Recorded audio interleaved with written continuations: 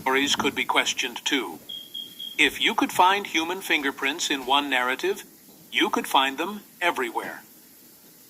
If the Bible contained borrowed myths presented as history, then it wasn't the perfect Word of God. And if it wasn't perfect, then the church's claim to divine authority collapsed. So, they did what authorities always do when truth threatens their power. They attacked the messenger. They burned his books. They made his name synonymous with heresy. But here's what they couldn't do. They couldn't answer his questions. They couldn't explain away the contradictions.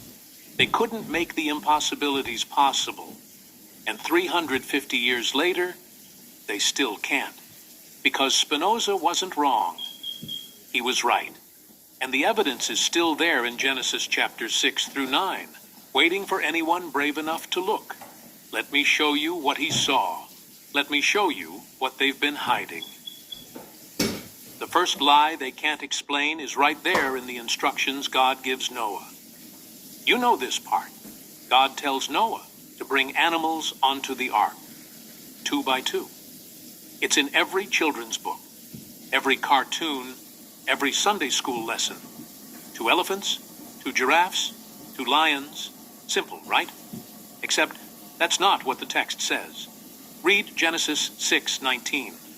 Of every living thing of all flesh, you shall bring 2 of every sort into the ark.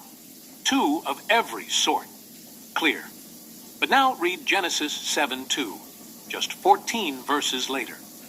Of every clean beast thou shalt take to thee by 7s, the male and his female, and of beasts that are not clean by 2. Wait, which is it? 2 of every animal, or 7 of some and 2 of others? Both instructions supposedly from God, both supposedly to Noah, both in the same story. They contradict each other. Directly, explicitly, impossibly. This isn't translation. This isn't interpretation. The Hebrew is clear. One verse says 2.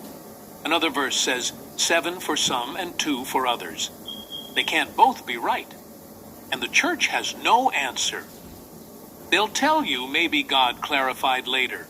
But that doesn't solve the problem. It creates a bigger one. If God knew from the beginning Noah would need 7 of the clean animals, why did he say 2 of every animal first? Did God forget? Did God change his mind? Or did 2 different authors write 2 different versions of the story? And when someone tried to combine them, they left